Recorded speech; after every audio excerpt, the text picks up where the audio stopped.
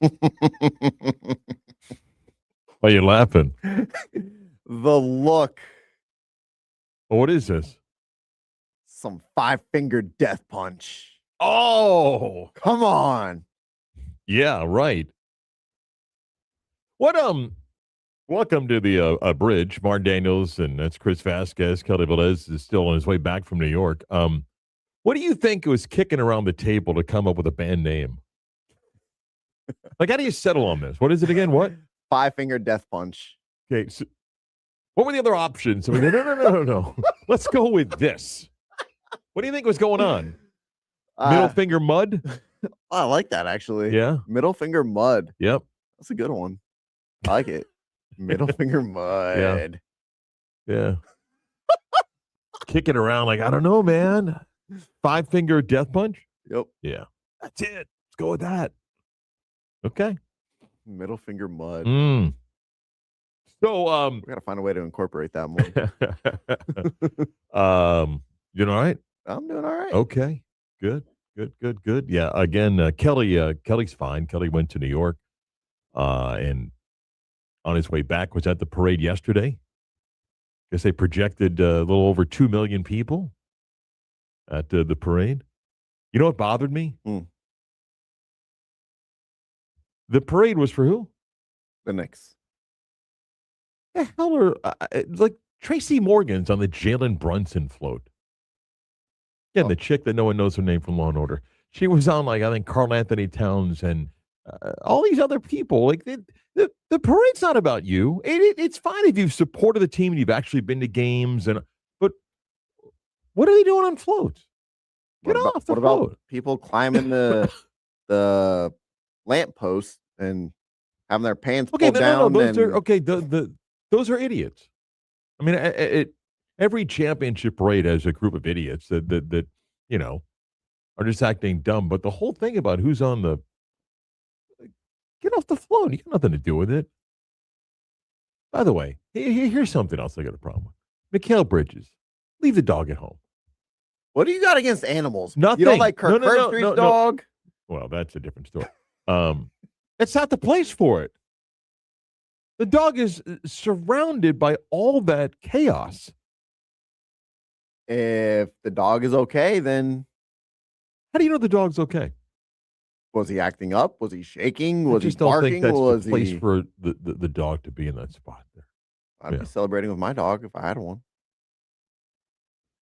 I'd be celebrating with my dog if I had one.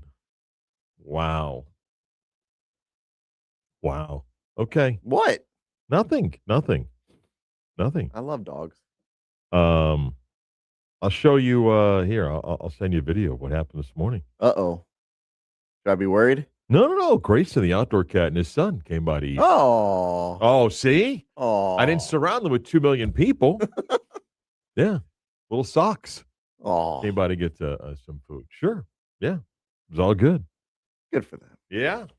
It was all good. Let's do some headlines here if we can.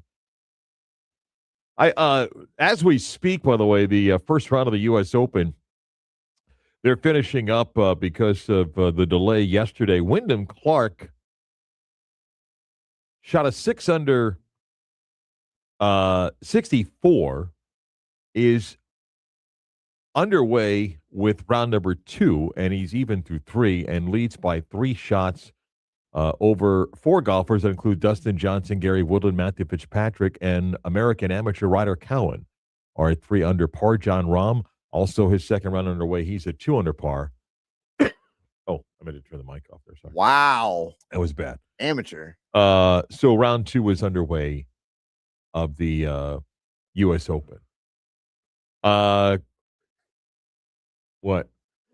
Just the cough made me laugh. I thought I hit the button. That was really bad on my part. I'm sorry. I know it was bad. It's Friday. No. It's Friday. Yeah, it was. It wasn't good. World Cup action yesterday, and the Americans played today. But quickly to the action yesterday, Czechia and South African with a 1-1 draw. Switzerland beat Bosnia-Herzegovina 4-1. Canada 6-0. 6-0 on Qatar. 2 to red get. cards. Yeah, they were down to 9.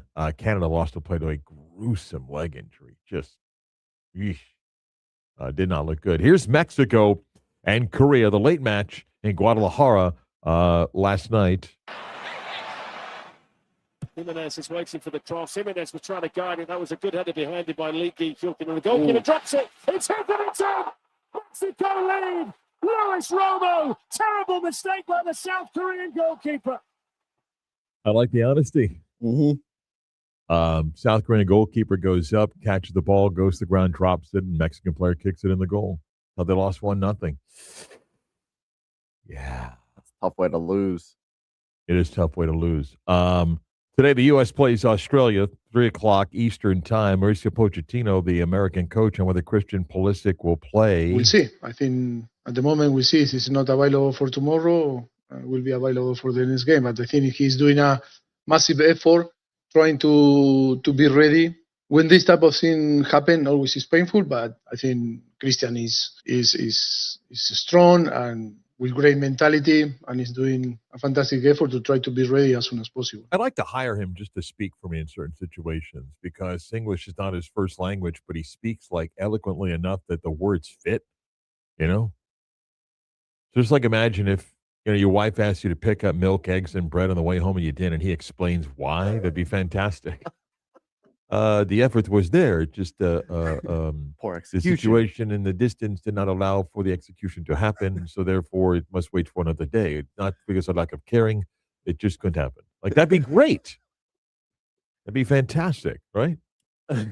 I do like that. Yes. I don't think the excuse would fly, though. No. But it was really just the way he presents it, I think was fantastic. I think it's really good.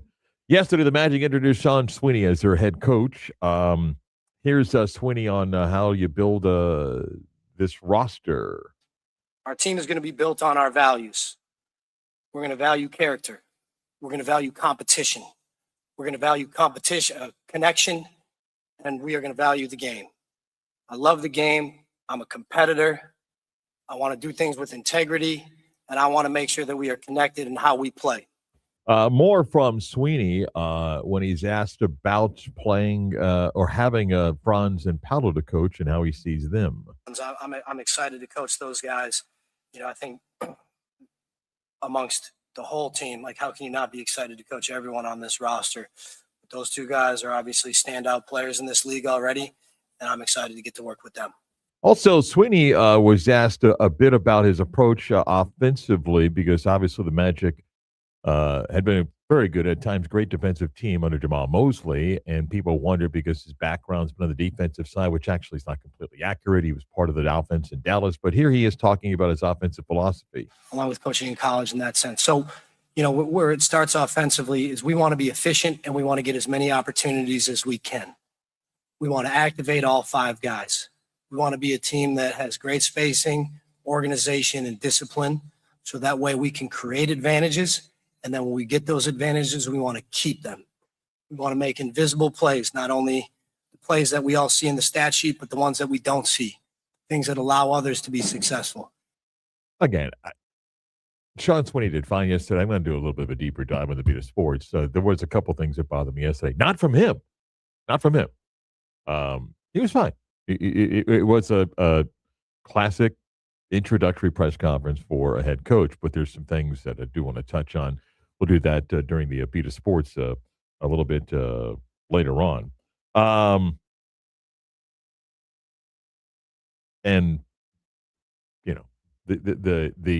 the Magic move forward. We got a draft coming up on Tuesday. They don't have a first round pick, but the draft is coming on Tuesday. Second round coming up on Wednesday, and then a lot of eyes are going to be on what happens with the Giannis deal. I don't want Miami to get Giannis. Not because I think Miami becomes like this major threat. It's just, I don't know. And Chris, I know it's 100% because the Knicks won for all the years, and rightfully so, that Miami and their fan base picked the Knicks because they won championships. The Knicks did not. And we just constantly knock another Knick disappointing season and heat culture, all that stuff I got nothing against Pat Riley. How he left New York was one thing. I'd like to see them stay irrelevant. Like, I'd like Miami to be no better than a play-in team. But given what Miami potentially would have to give up in order to land Give up Giannis, what? Khalil Ware? Tyler Hero? they would essentially be Jaime Jaquez? What? they'd What? be depleting. No, they wouldn't. No. Listen, every time people think that, and actually the Heat have done this before, when they put the big three, you got to fill out the roster. I mean, There's a difference between No, the big three listen, and then just Giannis. Chris, I don't think Bam Adebayo and Giannis Antetokounmpo win a championship for Miami alone. And what parts go around them, and if you just fill them out, they'd be better. I'm not quite sure they win a championship, but there is this part of me that would like to see Miami not get Giannis. And if Boston's willing to part ways with Jaylen Brown, and a third team's involved because either Milwaukee doesn't want Brown because they're in a complete rebuild and so forth, there's nothing Miami can offer that's better than Jaylen Brown. Nothing. Game over. Unless, Giannis makes it clear, I'm not signing in Boston long term. I'm only signing in Miami. But it's a non-starter if Boston says, here's Jaylen Brown, meaning the Heat. And they have swung and missed Pat Riley so many times on trying to land that big, big name. And just bringing it here, yes, the Heat have those championships. The Magic blew right past the Heat. Even the way the year ended for Orlando, the Magic are a better basketball team than Miami right now. There's no question about that. They're a better basketball team. Mm-hmm. They can ever stay healthy. Yeah. All right, we'll come back. The Bridge brought to Advent Health. We'll do some fun facts next.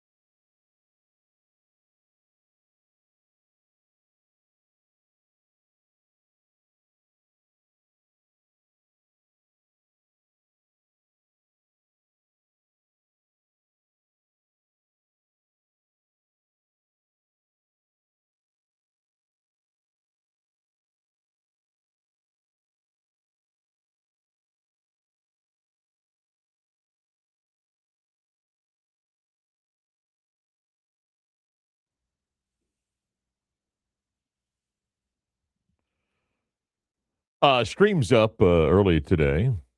Normally do when the Beat of Sports kicks off, but you can access the bridge of the Beat of Sports, 96.9 FM, 740 AM on the iHeart app, no matter where you are, and also our YouTube page, 96.9 The Game Orlando. Click on the logo and the live button, and the stream is up right now. I wore a white shirt today. You just love wearing white. I don't actually have that many white shirts.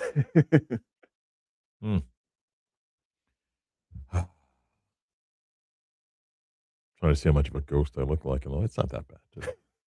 Not that bad today. Let's do some fun facts. All right. Get to a few things here in fun facts. I mentioned earlier the Knicks had their championship parade yesterday. Just a little bit over 2 million people lined the streets to celebrate, and it was inevitable that this was going to happen. One time, who let the dogs out? Who let the dogs out? I love you, New York. Okay, now that has to be retired. That's it. Okay. He did a great job. They made the change. He won the championship. He'll forever be part of New York Knicks history, New York sports history. That has to stop. That's it. The parade yesterday, we're done. No more. Can't do it next year. That's it. What if they win back-to-back championships? Then he can do it at the parade next year. I'm okay with that. But it can't be part of anything in training camp, going to the seat. Nope, it's done. Done. That's it. That's how he's going to motivate the players. No. Ooh, let that No. Did you see the special truck that for Mitchell Robinson? Yes. I don't need to be on a float. I got my own custom personalized truck on, 40-something? Fat Joe was sweating yesterday. Fat Joe needed a towel yesterday, man. He went third person. Fat Joe needed a towel. Yeah. Woo. Yeah, Fat Joe needed a towel. You have issues with him being on yes. floats? Yeah, no. Everybody that's not team related, I guess if like some championship celebrations, if there's like one, maybe two people, you're like, okay. But this just became, hey, everybody that sits courtside, get yourself on a float and everything. You know who was missing? Longtime Knicks fan Taylor Swift. Yeah, she wasn't going to be in the middle of that thing yesterday. She wasn't going to be in the middle of that. Yeah. Then I saw the planned release of the documentary by Ben Stiller, who was still shooting yesterday. Of course he was. He was still shooting. Live in the moment. Get off your damn phone. Commissioner Roger Goodell in the NFL asked if he anticipates current NFL players playing flag football in the 28 Summer Olympics. Absolutely. We approved it a year ago. And I've had a lot of players that have said, we want to participate in that. It sets up really well because it's before camps. It'll be the first week of the Olympics next year. Listen, there's these players are competitors, and they love the big stage. And to win a gold medal or any medal is something I think they would all treasure. And they talk about it all the time. So I absolutely believe we're going to have players in the Olympics. Telling you, man. Do you want to win gold, or do you want the marketing of NFL players playing flag football? And if you want to win gold and the marketing, then you need to pick X number of NFL players now and begin the process in an off season of working on the flag football game at that level. Otherwise, we're not going to win. We're not going to win. If we just pick guys, week of the Super Bowl in 28, because it's Super Bowl coverage, we're not going to win. We've had on enough actual Team USA flag football players that have spoken about the respect and the recent event that they did. And it was cool to play with those guys, but they're not going to win. If you could pick, say, two players that you think their game could translate from the NFL to flag football, who do you think would be the best picks? Like quarterback or just any position? Any position. Give me the best wide receiver in the NFL. Who is it? Jefferson, Chase, I would Puka take, Nacua? I would take Jamar Chase. Who's the over- best defensive back in the NFL? Maybe Patrick Surtain. Yeah, I mean, you have to start there. But I just think like that comment by Goodell is not, well, we'll see. You know, we've got these other guys that are really good that have won the championship. That sounded like someone that said, we're in, meaning the NFL, here's our logo. We're in, we're endorsing this. And the NFL is spending a lot of money across the country promoting flag football. And that's great. That's great. But that sounded like a guy that's like, oh, yeah.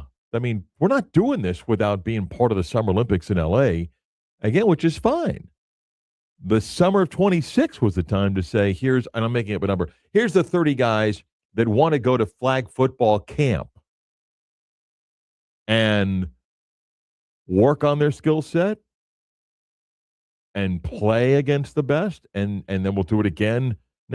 Otherwise, we're going to lose. You think And I'm telling you, there's no NFL player that wants to be on that losing team. You know, we just got beat by Mexico. It'll be like, wait, what? Not a good look. No, because, and Chris, we've done this before. Most people will just assume, well, I mean, NFL guys will play, of course, they'll win because they don't understand the flag football game. They'll lose. Can the flag football team just be like, no, we don't want anyone from the NFL? I don't know, because the U.S. Olympic Committee has to endorse the governing body, and I honestly don't know if that's the case. Has the USOC endorsed the current Team USA flag football squad, or I don't know. I'll have to look that up. But now, could you end up with a mix, meaning that we've got some guys, the current Team USA, and you're like, hey, if we can add a Justin Jefferson, you know, okay. But I'm telling you, man, a totally different comparison. But all the years that I did arena football in the glory, good old days, you had guys that came from the NFL thinking I played in the NFL and were clueless and were terrible in the NFL game. Guys who went the other way played arena ball that went to play different. But guys like, yeah, I can play this game. Clueless. Playing two ways on the line. Guys were gassed after two series. Playing wide receiver and DB. Different game. Running start for the just receiver. A totally different start. Speaking of football, this is the Raiders released this. This is Fernando Mendoza going into the big room to meet everybody with the Raiders, and he gets a phone handed to him. Good to see you. Thank you guys. Oh shoot! What's up, Mr. Brady? How you doing? Or Tom? How you doing? Yeah, love it. How you doing?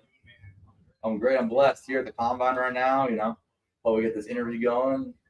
No, I'm great. Ready for the opportunity. Everybody just wants to say hi and yeah, good luck on everything and just keep being yourself, man. You're doing a great job. Appreciate it. Hey, Mr. Brady. Mr. Brady was my dad. I mean, come on. That guy comes in, want to date your daughter, and he's dropping you. Hey, Mr. Hey, great. Yeah. I hope he does well. I mean, I really hope. I don't know if he's going to be an all-pro, but I mean, I just like a lot about Fernando Mendoza. It's okay to be genuine and seem like a really, really good guy without the bells and whistles, which is easy for people to fall into these days. I think he starts week 1. Oh, he probably will. I just hope that you know, he gets a chance to be successful. It's often, you know, what surrounds you, but the best would have been, man, on the phone, he's like, yeah, but do you want to talk to Tom? For what? Just goes all attitude. Get this out of my face. Can't learn anything from that guy. No, if it mattered, he would have been here. Where are you? What are you doing? Huh? Can't be that important if you're not here. Huh? Is that what it's about? That would have been the best. It's not him, though. We're never going to get anything like that from anyone. I don't know from anyone. These days, anything's possible. But all right, we kick off the beat of sports in just a little bit. I do want to go back. I said this earlier. Sean Sweeney had his introductory press conference yesterday. He was fine. It was what every introductory press conference for a new coach is. There's just a couple things that I do want to touch on. We're going to get to that. Yesterday, during our show, and then happened throughout the afternoon, at a Senate committee hearing, some in college football were kind of put in the corner.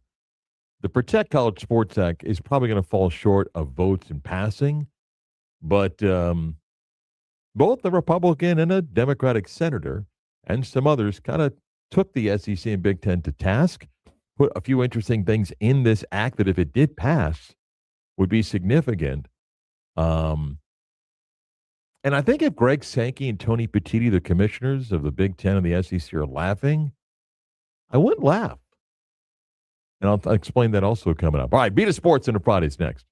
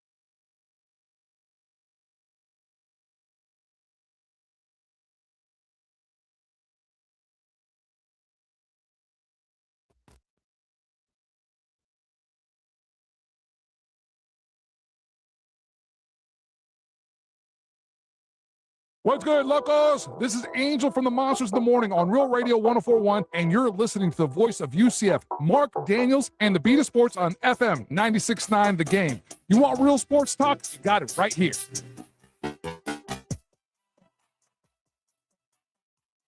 Happy Friday, and welcome to the Beat of Sports. I'm Marc Daniels. Chris Vasquez is over there. Glad you're with us.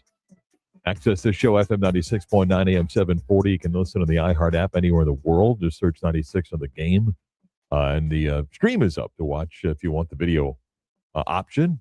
Access that at 96 on Game on Twitter. Mark looking like a ghost. I did have a white shirt on today. It's a nice white Nike shirt. Yeah. It's really nice. And also on our YouTube page at 96 The Game Orlando. 96 on The Game Orlando. Click on the logo and the live button, and you can watch the stream. We might play cards on the stream today. Oh, nice. Are we doing like the war style again, or what kind of cards? Maybe we'll play, blackjack or something like that today. Not the cards. So there you go. We'll do that. How you doing, Chris? I'm good, Mark. Chris is a bachelor for a couple of days. His I lovely am. wife, I saw his beautiful daughter, and your lovely wife. Mhm. They've gone back to They're- Colombia for a couple of days. They're in Colombia. So up late last night, eating pretzels in bed, Oh, you you know, know it. just throwing the trash on the floor. Bunch of crumbs all over. Yeah. You know how it is. Bachelor life, baby. I miss my daughter so much. I Oh, miss my daughter so much. didn't say your wife, just said you miss your daughter so much. Really? Hope she's not tuned in. Better be careful. I went down to the SUV yesterday and the show was on. So. Wow. No, I miss them both. Did you go to bed early, stay up late, No, or no. what? After midnight. Okay. After midnight. Come on. There's a brief moment you're walking around going, it's not bad. A little quiet here right now, huh? It was Not nice. bad. It was nice. It was nice. But again, I do miss my daughter very much. Okay. All right. Stuff in the sink?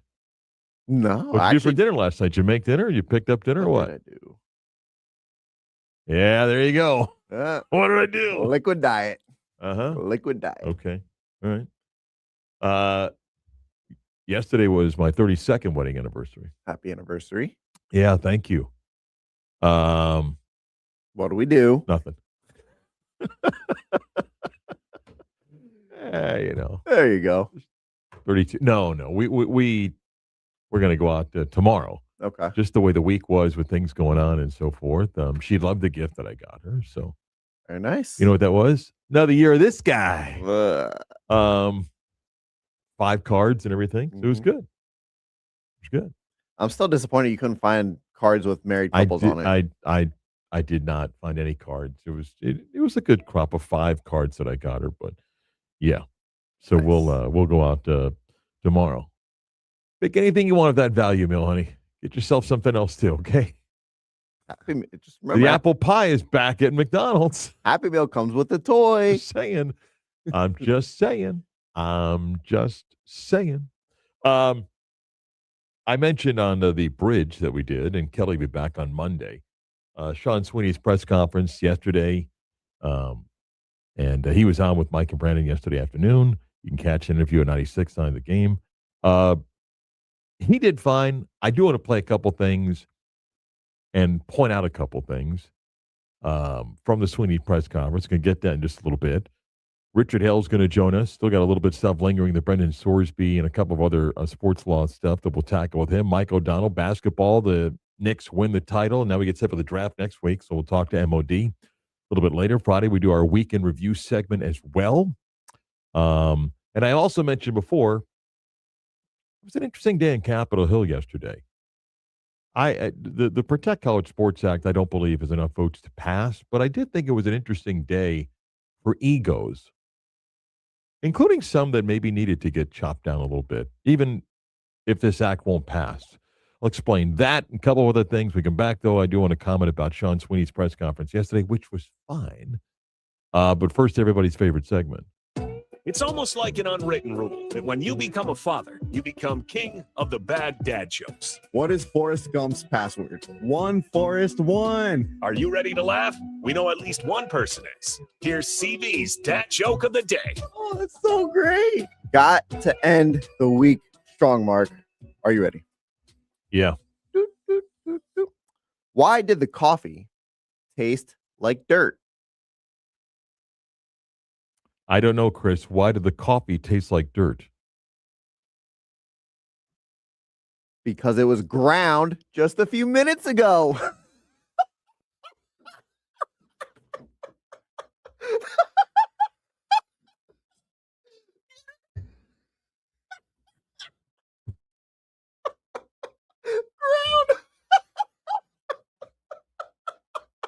He's literally lost control right now of his own joke.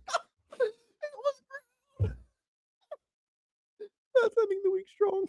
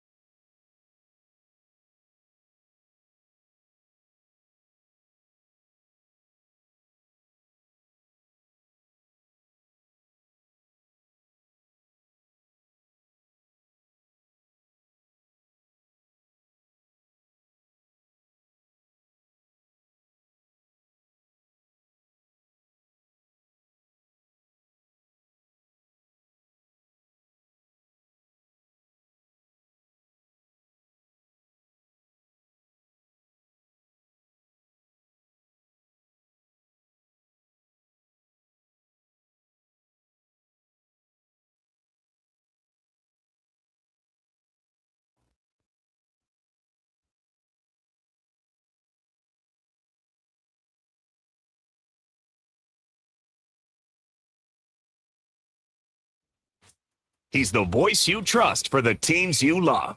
You're listening to Marc Daniels and the Beat of Sports. It's a really good chance that prior to the NBA Finals, that most Orlando Magic fans couldn't recognize Sean Sweeney in a lineup. That's fair, Chris, right? I mean, yeah. There's very few reasons why a basketball fan would know the faces and names of assistants. You might know a few former coaches or things like that. So during the NBA Finals, after the Magic had made the decision to hire Sean Sweeney, you paid a little bit more attention. And when that guy with the red hair pops up, and that's Sean Sweeney and all that stuff. So yesterday is the first time that a Magic fan gets to hear from Sean Sweeney for an extended period of time. And the Magic did their press conference yesterday, and he was fine. It's the classic introductory press conference. And the standard questions are asked, the standard answers are given. It's the first time you hear the voice inflection, the body language, the eye contact, and Sean Sweeney was fine. There's no embarrassing moment. There's no gotcha moment. There's no like, uh-oh, I don't know about nothing. He was fine, looked good, answered questions, mixed in a joke once in a while, was intense.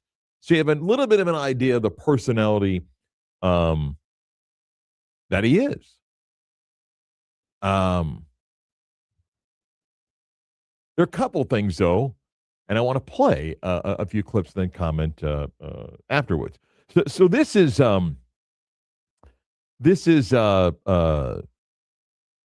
one of the cuts from Sean Sweeney yesterday, where it comes across, I think, a little bit intense, but people, want to know, hey, what type of coach are you? What type of team are you going to run?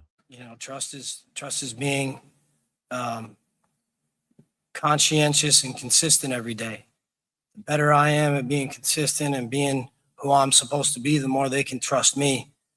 And then it's reciprocated. If you be yourself, be the best version of yourself, it's easier to trust. And so I think just as a head coach or as a teammate or as someone that, you're in a relationship with, trust is earned. And you have to earn that trust by being who you're supposed to be each and every day. At the end of the day, Reggie Jackson, who I coached in Detroit, said, "You're the first asshole that I love." And if my players said that about me, I'd be happy about that. All right. Another clip that I want to play, and a lot of people were anxious to hear what Sean Sweeney was going to say about offensive basketball and wondering what his philosophy is. Here's a clip. Where it starts offensively is we want to be efficient and we want to get as many opportunities as we can. We want to activate all five guys. We want to be a team that has great spacing, organization, and discipline. So that way we can create advantages. And then when we get those advantages, we want to keep them. We want to make invisible plays, not only the plays that we all see in the stat sheet, but the ones that we don't see, things that allow others to be successful. And in general, we want to make sure that we are getting more shots and getting better shots than our opponent. And that has to do with the offensive side of the ball, certainly with our spacing, with our discipline, with our offensive rebounding. It also has to do with our defense. And those two things work together. The better we play on offense, the better we defend. The better we defend, the better we play on offense. Couple things, and don't take this as a criticism. That's great word salad stuff right there. I'm just going to tell you that's really, really good word salad stuff, and that's not a criticism of Sean Sweeney. I believe he believes everything that he just said there. Some of the reaction yesterday by people is a little bit comical. And what I mean by that, and again, he was fine. He said everything that you would want. But will you tone it down with the, this guy is about to hold these guys accountable, or this guy means it? Will you settle down with the, this just feels different? You know who else won the press conference? Jim McElwain won the press conference at Florida. That doesn't mean Sean Sweeney is going to fail here. It's just the only thing that matters. This is the only thing that matters. Okay. And maybe Sean Sweeney feels like he needs to be hardcore discipline, all that stuff that you want to put out there, and all the organic and discipline, accountability, response. This is the only thing that matters. win. That's it. The rest of this is pomp and circumstance. You know, I'm reading some comments. He's going to hold them to a higher standard. What coach in the press conference goes, our standards are pretty low. You know, we kind of want to run a country club atmosphere here and just kind of let the guys, like, come on. Okay? He is replacing someone whose message got stale, which I hate to break that to you. That's not the first time that's happened on this team. Steve Clifford, Stan Van Gundy, Brian Hill, Chuck Daly. That's what happens. That's what happens, okay? So he's a new voice, and maybe his approach is different than what Jamal Mosley was. And like we said before, when Jamal Mosley arrived, he inherited a basketball team that was in a rebuild. Sean Swinney is inheriting a basketball team that has been injured and therefore, because of injuries and other factors, underperformed, and he inherits a basketball team that looks like it may have tuned out its head coach to the players that matter. You know, some of this stuff was just, oh my God, I've never heard something. You hear this at every press conference, and he was fine. He didn't forget anything. He's fine. He looks like an intense dude, but it doesn't matter how you get there. He's hired to win. He's not hired to get him to the playing round next year. He's not.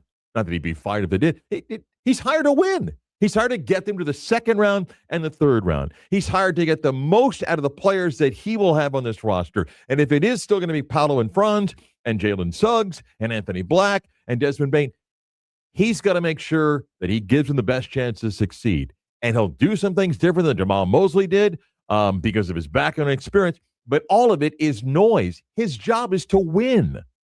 Okay? One of the other things I saw yesterday is, man, I hope these guys are listening. Who? Jamal Cain and Jonathan Isaac and Colin Castleton and Alex Morales? Those were the only four guys that were there yesterday. It's not like Paolo and Franz and Desmond Bain flew in for this, which, by the way, doesn't mean anything to me that they weren't there. Whatever. He did a press conference. He did well. Now he's got to win. You know, he's going to hold these guys accountable. Who doesn't? All their teams. Right, and that guy usually gets fired. Okay? And maybe the last coach tried to hold guys accountable, and maybe the last coach dealt with players that decide I'm going to go cry to somebody else because I know that coach is going to get fired. Maybe that won't work with Sean Swinney, which it won't work as long as they win. His resume has earned him this opportunity to be a head coach. His basketball knowledge is respected by those that matter, not dopes like me. He's fine. He did very well yesterday. But do not say, man, this is a new level of intensity. Stop it. His job's to win basketball games. That's it. That's it. Whether he has to do it because he's a disciplinarian or he's got to yell more, who cares? Who cares? He just needs to win. That's it. He's not going to be their friend. I don't care. His job's to win. That's it. His players' jobs are to stay healthy, for one, with this team and be better in moments. And if he's got the right combination of how to treat you, how to respect you, but you got to, who cares? Win. Win. That's it. That's it. You know, the deep dive and who fills out his staff with and so forth. Okay. Like if you're that hardcore into it, it's fine. He'll fill out his staff. And in the end, the only thing that matters is, will they win? If the team is at the play-in next year and doesn't advance, you'll be ticked off. If the team is in the first round next year and doesn't advance, you're not going to like it. If the current makeup of the team stays the same with a few tweaks but nothing major, that's the team. That team has been good enough to get to the first round of the playoffs. If it can stay healthy, maybe it can get beyond that, and that's his job. How he did at a press conference for 30 minutes yesterday is irrelevant. And by the way, he did fine. He did good. He did well. He was, funny. He was everything. He's earned it to be in a spot to be a head coach, and I hope he makes the most of it. But don't get the holy smokes. He means business. You don't win championships at the press conference, man. You know. Any thoughts? Any comments? It just cracks me up. Like people, you want that from your coach. You want them to have that intensity, and things are going to be different. Fine. He was fine. He's good. He's fine. He looked good. Let's see He it on the answered court. questions, Let's but- see it on the court now. But this stuff of like, man, this is a new standard here. Every bleeping coach that came before him, it was, you can feel it's the same thing. That's why coaches get fired. You understand that? That's why coaches get fired. Very, very, very, very few times the coach retires successfully. Okay? Even where he's coming from, and he mentioned Greg Popovich yesterday, it wasn't pretty at the end for Pop. Okay? It wasn't pretty. So he's fine. He's earned this opportunity. Now he's got to go coach and win. The rest of it, whatever answers he gave yesterday, it's fine. But don't do man, this guy's going to bring it. It's hard to blow the press conference. Look, Dan Campbell blew the press conference, but he turned out to be a pretty good football coach there, right? Yeah. Two other quick things. 10 o'clock hour, WYGM Orlando, WJR, HD2 Cocoa Beach. Yesterday in Washington, Senate Committee for the Protect College Sports Act. I'm not going to do the deep dive into this, okay? So I'll simplify it. The SEC and the Big Ten hate it. Why? Because it would take away some power, actually a lot of power. It would try to create some antitrust power for the NCAA. It would try to establish rules regarding transfer, even regarding compensation to players. It is not a perfect act or bill. I don't believe it'll get 60 votes in the Senate, and I also think today it has no chance of passing in the House. So the fear that anybody has in the Big Ten or SEC will be short-lived. It does have an interesting item they put in there regarding it. Basically would freeze expansion. It basically, like, if you're not in the Power Four today, see ya, because it freezes membership. If this bill becomes law, I mean, it would freeze membership. Pooling of media rights, I don't think there's any chance of passing. But regarding eligibility, transferring, I don't want to hear anything of the SEC and Big Ten because you're full of you-know-what. One side of your mouth says you want this stuff. The other side, no, we don't want that. And it's nothing to do with politics. I mean, you had a Texas Republican and a state of Washington, Democrat showing bipartisanship here in sponsoring this bill, both basically saying, look, you can't clean this up. You can't clean this up. As much as you want to criticize us, and there's flaws in this bill, as much as you criticize us, you can't clean it up.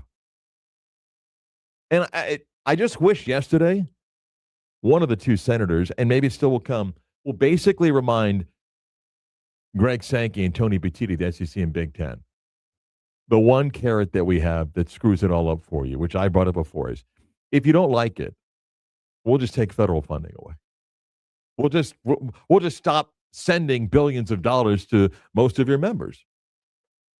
So again, I don't think it passes, but I did think it was a reminder to the so-called leaders of these two conferences, like, okay, you're powerful. There's no question about it. And they put out statements yesterday, carefully worded statements, but it was a message like, yeah, you're big and powerful, but in the end, we passed a few bills here, we passed a few laws, and it's not so easy anymore, which then led to the dopes going, this is the breakaway, they're going to break away.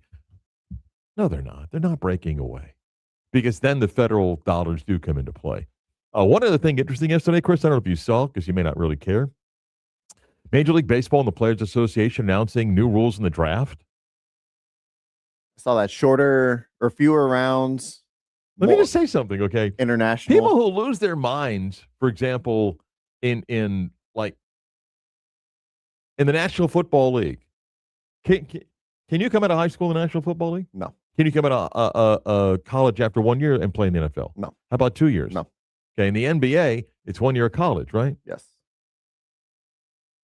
Major League Baseball, with the Players Association, announces, hey, draft 20 to 12 rounds, international draft, and done with high school. You got to go 2 years out of high school before you can be drafted. And people lost their mind. Oh, my God, this is restraint.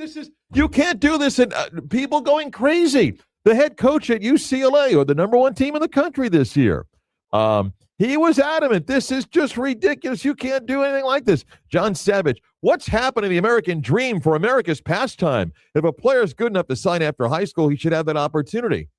Why? We don't do that in the National Football League. We don't do it in the NBA right now. Here's a sport that said, oh, well, no, we're not doing this. I want to play a clip here. This is AJ Brzezinski, Orlando area resident, and Eric Kratz, who played briefly in Major League Baseball, on their show on MLB Network. And just listen here. Oh, it would help if I kind of got it all right. All right, here we go. I just want to play this. This idea. I was a high school draft pick, and they said I think it also Brzezinski includes they have to go to Oh, college for Kratz has 2 a years thumbs instead of down. the 3 now. Kratz, I love your thumbs down. Basically, what this is saying is they want college baseball to be the new minor leagues. They're going to take the draft from 20 rounds to 12, less players, less minor league affiliates, which equals, guess what, Kratz? Less money the owners have to spend. It's amazing how it always comes back You know to the percentage of minor league players that make Major League Baseball, Chris? I'm going to guess single digit. 8%. 8%. So let's let facts get in the way.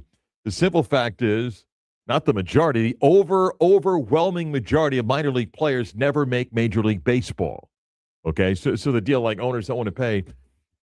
Yeah, right now a significant part of the MLB draft is to fill out minor league rosters with players that will never play Major League Baseball. And to some degree, it's not Major League Baseball's job to just fill out these rosters. They're fine-tuning. They committed to keep 120 minor league baseball teams, meaning every major league team has 4 minor league teams. They committed to that. They're just going to sign more free agents. 8% make Major League Baseball. It will absolutely help college baseball, the quality of play. Yeah, you have first, second, third, fourth, fifth overall picks coming out of high school. That's going to change. That's not fair. Welcome to life. Welcome to life. I love what they did. One, it's going to help college baseball. And stop with you got a job. 8% make Major League Baseball. The overwhelming majority of minor league baseball players that have filled out rosters on teams, that's it. They'll never play Major League Baseball. Richard L's next.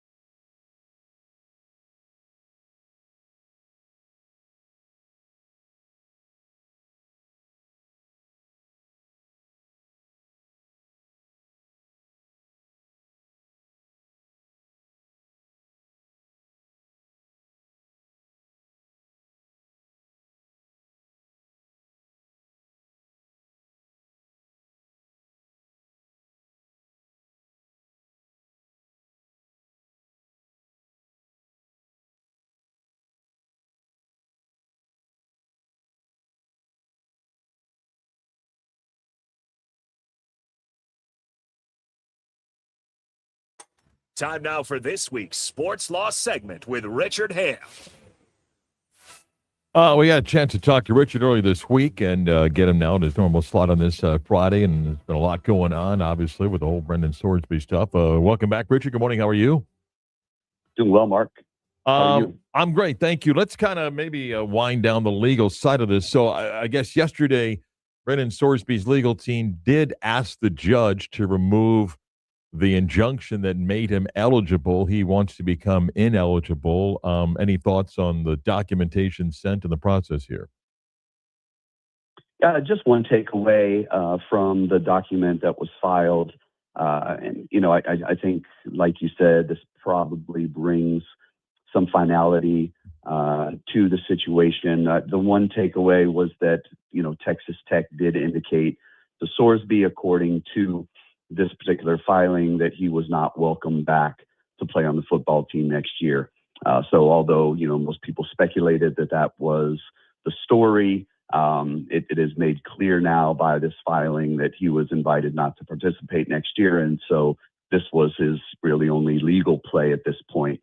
Go ahead, file the dismissal of the injunction, and then make himself eligible for the supplemental draft. And then, of course, we'll see if the NFL, number one, accepts his petition to enter the supplemental draft. And then number two, we'll wait and see if the NFL is going to levy any sanctions against him. We don't have a ton here in terms of precedent. You can go back to the Terrell Pryor incident from maybe 5-6 years ago now, where he was ordered to be suspended for 5-6 games, I believe, before the NFL would allow him to play. So maybe they use that as a jumping off point, at least to consider what type of sanctions would be appropriate before Sorsby would be allowed to play in the NFL. Yeah, just to follow what you said, and it's interesting because when the news came out that Sorsby was leaving Texas Tech, they gave every view of like, hey, we support this kid, and it turns out that what the Big 12 did legally, I think, is what made Texas Tech say, you got to go. They did tell him, you got to leave the team. This wasn't his decision. Yeah, and I don't want to confuse the two things. I think that you on one hand can be supportive of the student athlete, especially in light of the fact that he is struggling with a gambling addiction, and get him the help that he needs. And at the same time, recognize that this was a bad look for the university, and putting all your chips into this particular table may not have been the wise play at the time. And so, certainly you have Texas Tech here with a little bit of egg on their face, trying to figure out, okay, how do we save face here? What's the next play? Legally, there's probably nothing else that they need to do. The one legal, housekeeping matter that needs to happen is what happens with the Cincinnati case against Sorsby. We know that they sought to recoup about $1 million that they had paid him in NIL money. What is the status of that case at this point? Does it move forward? Does Cincinnati dismiss? We'll wait and see how that plays out. We've got an independent minor league baseball team that plays in Oakland, the Oakland Ballers. They got some guys that can hit home runs, and I guess we have a case here where the balls are flying beyond the ballpark and hitting a building outside of the ballpark. It's hitting windows and causing damage to the roof as well. The owner does acknowledge that, hey, he's got to pay for some of it, but we have a dispute if he should pay for all the damages that the building owner is claiming. For whatever reason, I find this to be a very juicy story. Yeah, pretty interesting story, because most of the time, there's some planning that goes into these ballparks and where they're going to be. And it appears that, in this particular ballpark, they kind of ran out of space, and they're hitting home runs onto their neighboring business owner's building. And so now the business owner's claiming damages. And it does appear from some of the receipts that some of these damages are a little inflated. So the ballpark at this point saying, or the owner of the team saying, look, I have already said that I would, repair the damage to the building, but I think we're going a little far here. So does there end up being a lawsuit here? Can the parties sit down and figure out, something else that can be done? Apparently the business owner was expecting some huge windfall. I'm not sure that that's going to be the case, but you do hope that they can find some common ground here and maybe work this thing out without having to go to court. About some better netting, maybe, just to protect, you would think. You would put better Well, netting. you might think, yeah, not sure about the expense Yeah. involved there. Certainly that's one consideration for the owner of the team is, how much more money do we put into a ballpark? Not sure about, whether that's a team that's prepared to stay in Oakland or whether they would move the team at some point. So that also would go into, would factor into any decision that needs to be made.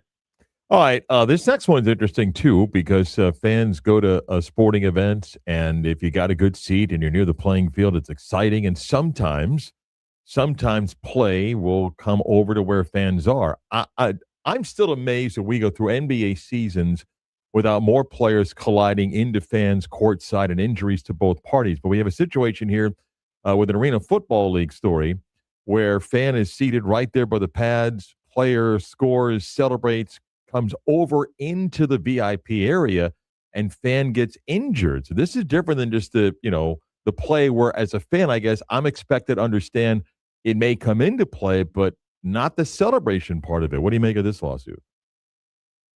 Yeah, so we'll go back to kind of civil lawsuits 101, if you will. In any civil action that you bring, you have to prove two things.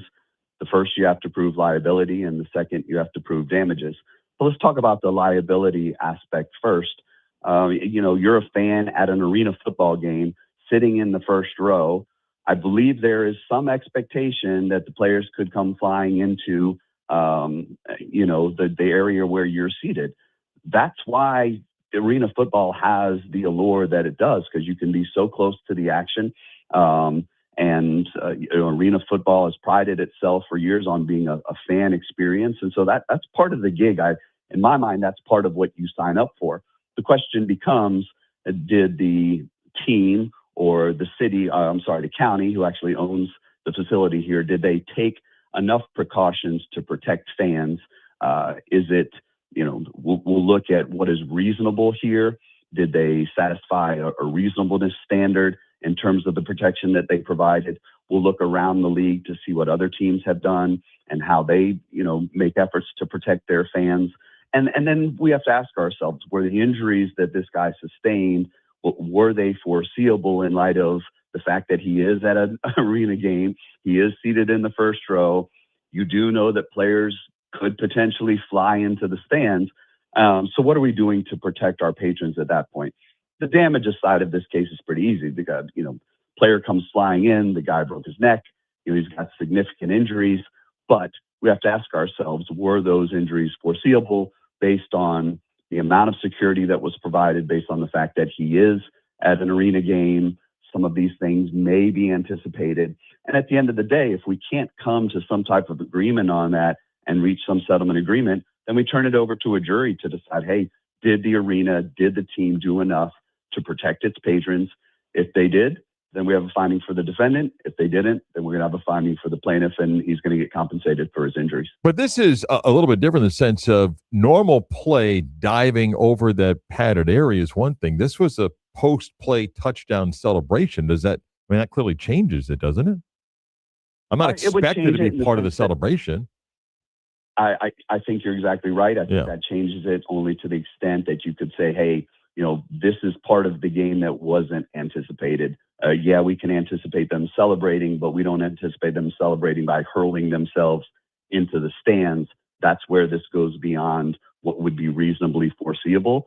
And you're exactly right. There would be some liability there, some exposure to the municipality, the county, and to the team in that instance, for sure. Can I just leave it one little bonus one? I mentioned before you came on the Protect College Sports Act. I don't think it's going to get passed. It's gone out of a committee to the Senate. It may get to the floor. I don't think it'll pass in the House. But I thought it was interesting yesterday, and I know we've touched on this before. What would make it different for anybody in college sports if a bill like this with some meat to it did pass and become law? Would we see a reduction in, hey, let's just go find a court to rule in our favor? And it's not a perfect bill by any means. I applaud the effort to at least try to do something here. But if there is some form of antitrust protection, does it mean fewer judge hunting cases? Yeah, it's a great question. I think the answer to that is most likely no. because we do have a framework now that exists, but that legislation is going to be open to judicial interpretation. And let's face it, what we've seen in the last year or so, judicial interpretation is more favorable in the venue where that school exists. So, we're not going to be able to craft perfect language in a bill that makes everybody happy. We're going to craft language that is going to be open to interpretation. That's why lawyers are going to have jobs. And those lawyers are going to seek out judges whose opinion they think could be favorable to their argument. And so does it diminish the amount of lawsuits? Does it diminish the amount of, forum shopping that we have? Most likely not. Good stuff, Richard. Have a wonderful weekend. We appreciate it. Thank you. And happy Father's Day to you, brother. Take care. Thank you, man. You too. Mike O'Donnell is going to talk some basketball. Chris, you want to play cards? Let's play some cards. If you're on the stream, really exciting stuff coming up. Catch us. If you're not, you can go there on our YouTube page, 96 The Game Orlando, and big card game coming up with Chris and I. Stick around. Mike O'Donnell on the radio side talks hoops next.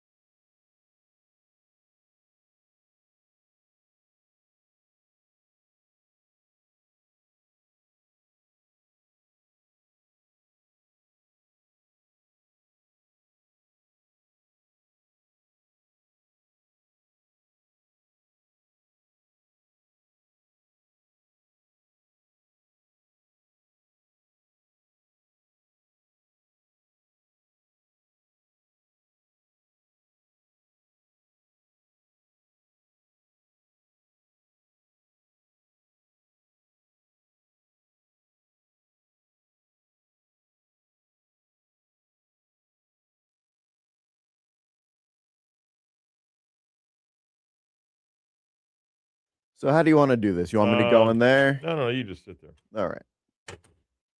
Let's see how good Chris is. Don't okay? cheat. I'm not cheating. Oh, there's a 10 of spades. Okay. Here we are. Regular deck of cards, okay? Regular deck of cards. We're just going to play a bunch of games, okay? Let's do it. Red or black? Let's go black. Oh, nice. Oh. I thought we were doing blackjack. Odd or even? Even. Damn. What are you, 1 for 2? 1 for 2. Okay, ready? Yep. Blackjack. All right. You got 6. Okay. Dealer card down. I can't count the joker. You got 13. Let me see if I got 21 here. I do not. All right. Hit me. 13 with a 7. Woo, let's go. You got 20? You're holding, right? Beautiful. Yes. Okay. Dealer's got 12. I got a hit. Yep. I got a joker. 22. Chris wins. Let's go. So you 2 and 1? 2 for 3. So you're 2 and 1. Yeah. Let's mix this up again here. All right. Whoops, sorry about that. Okay. Go. Picture card or not? No. Oh, 3 to 4. Okay. Let's go. Black or red? Red. Damn. What do you know? 3 and 2? Yep. Odd or even? Even. Damn it. Man, what do you know? 3 and 3. 3 and 3? Okay. Here we go.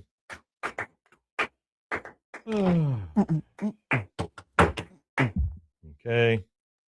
Got a 9. Got an 8. Dillard does not have 21. Here's Chris's 9 and 8. You're holding? I got 17. I hate 17. Yeah. 19. Damn it. Are you under 500 now? I am. Oh. Okay, I'm going to give you a card. All right. I'll give you a card. Okay. Middle of the deck. Yep. Okay? Let's go. What is it? King of diamonds. How many cards from the front or back will it take to get a king again? Let's go 12 to the front. 12 to the front. 12 to the front. Okay. Card 1. Yep. Card 2. Ooh, yep. Card 3. Whew. Card 4. Ah. Card 5. Let's go. Card 6. Liking it. 7. Woo. 8. Oh, man, you haven't got Jesus. a king yet. Wow. 9. You Let's said go. 12? 12. 10. Come on. 11. Here we go. Can This you is it. imagine if this is a king? Let's go. Let's go. Ah. That's 12. Are there any kings in this deck? 14, 15. 16. Took 16 cards to get there. Okay, bottom of the deck. Mhm. Bottom of the deck. Yep. I haven't looked at it. All right. Pick a number. Let's go 6. How many cards till we get a 6? Oh man. Let's go 10. 1, 2, Ooh. 2, 3, 4, Come on. 5, Here we go. 6. Oh, come on. Okay.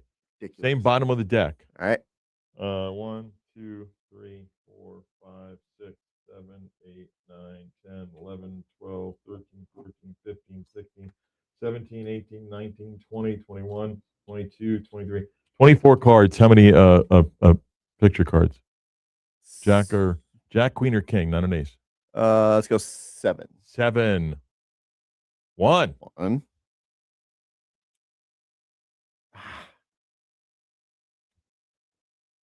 Damn. You're going to need a run here. Come on. Let's go. Jesus. Come on.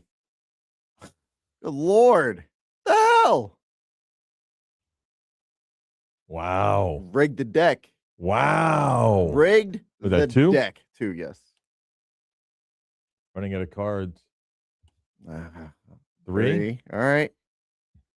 I'm not liking my chances now. I got 4 cards left. Yeah. No. That's 3 cards left. Ridiculous.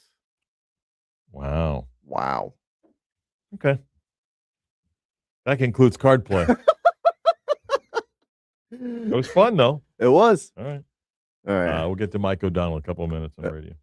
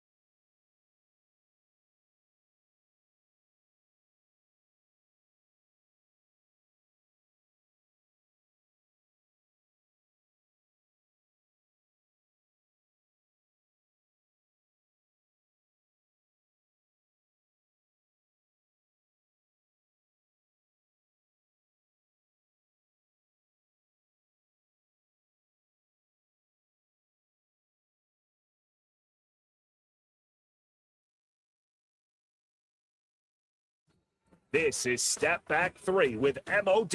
Straightaway three, it's it. Let's talk college hoops. Let's talk hoops with college basketball analyst Mike O'Donnell. We talk hoops on these Fridays with Mike O'Donnell. It's always good to catch up and a lot of things happening. Good morning, Mr. O'Donnell. How are you? Oh, Mr. Daniels, I am well. How are you doing? I'm good. Although that sounded a little bit, a little bit frustrated, a little bit, down. Are you okay? No. Yeah, Oh. no, not frustrated at all. Feel good. It's one of those. I was thinking about. Chris got me thinking about my Sunday, my Father's Day Sunday, because I don't even think about it. My wife gets a full month of celebration because you've got Mother's Day, the first part of the month, and her birthday's in the second part of the month, and it's just a whole month. And I mean, I'd probably get maybe like an afternoon. You know what I mean? So I'm like, I just really would like a nap. I don't get naps. Or a nap. I'd love to just take a midday nap. Are you a napper? I don't nap. Oh, I could sleep anytime. Really? I feel like I'm missing out on a lot of stuff. I don't get it. I never get the nap. It's not something that exists. So like when I was playing at UCF, I would take, if I had 10 minutes before I had to, if I knew I would time it up, like it would take me about, a minute to walk out of the dorm, a minute to walk over to the arena. Okay, that means I've got 8 minutes to sleep. Wow, you could do that. I would set my alarm for 8 minutes. Yeah. I would take 7-minute naps. I would take 13-minute naps. Like if I could just got to get it in, man. Yeah, I'm out. Knocked out. Okay. Let's dive into some basketball a little bit. Jalen Brunson's Game 5 performance through Mike O'Donnell's eyes saw what? They're going to go underappreciated now, and they're going to be celebrated in about 10 years. We're going to look back on that season that he had, the performance in the playoffs, and wonder why didn't we talk about him more? Why wasn't he celebrated more? Why wasn't he in discussion as legitimately one of the top players in the league in the same breath as everybody else? I mean, I really believe that season, this past season that he's had, this is incredible. It's going to be one of those things, Mark, because that's what we're going to do.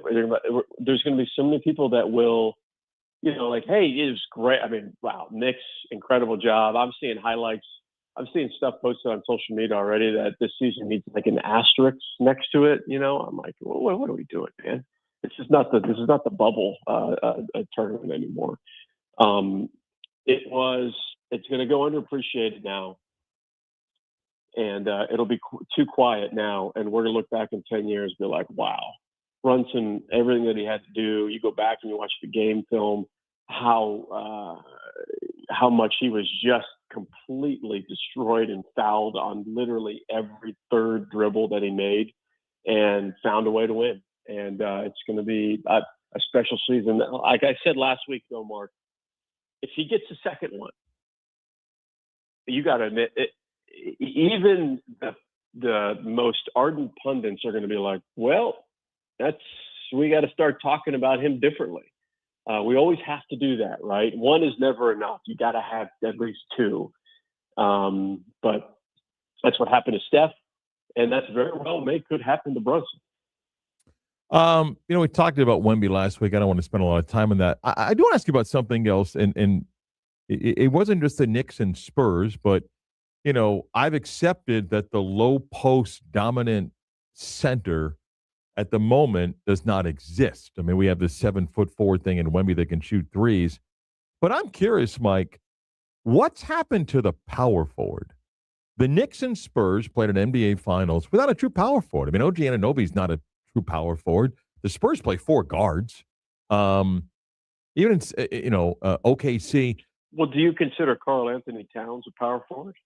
I consider Karl Anthony Towns a center when we go out for the tip. Well, I mean, I guess what I'm saying is that though the two bigs that we may traditionally have of here's our center, here's our power forward, that too now has become extinct in the NBA. We're out of the true low post centers. How many natural power forwards exist in the NBA? Very few. Would you consider Mitchell Robinson center or power forward? Center. Yeah, I do too. I think, although he doesn't have, it's funny though, the way that he plays like a power forward. He doesn't play like a true, if we take old school, a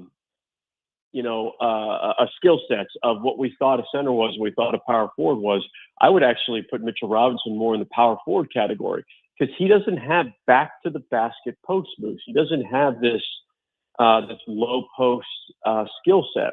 What he does have is a big time motor. Number one, right? He's an awesome rebounder from the weak side. He can guard both power forward and center positions. Most of his job is to be an enforcer and a screener. That's not what you typically would call your your old school center to do. The enforcer role was more of the power forward role. I've always watched him and felt that he's more of a power forward than a center. But I understand why you would label him a center. The power forward position, it is going away from a standpoint of where you're asked, if you're going to be strictly a power forward, you're asked to be both an enforcer and someone who can stretch the floor and shoot the three, right? The Ben Wallaces of the world. Ben Wallace is not a center, but he's your prototypical, he doesn't get any more power forward than Ben Wallace. And those guys don't exist. However, some of those guys that come off the bench now, I'm going to put Mitchell Robinson in that category. You're kidding yourself. You don't think there was value there of where he's not a true center. He's not going to get you low post points, but he's going to come from the weak side. He's going to grab rebounds. He's going to get loose balls. He's going to be an aggressive enforcer screener type. That helps push the Wemby to limits that I don't think he was expecting. I think the physical power forward doesn't exist as much because you're asking for them to be also a 3-point shooter. Yeah. But I don't know if Ben Wallace starts today. He'd be more of the off the bench guy that can go get me rebounds. And he became a Hall of Fame player, but it's hard to find those guys because if you can't shoot, then you're a liability. So I can't have you out there for a lot of minutes. Well, that's you know who in college basketball, a perfect example of this past year, and he'll be in the NBA draft, is Koa Pete.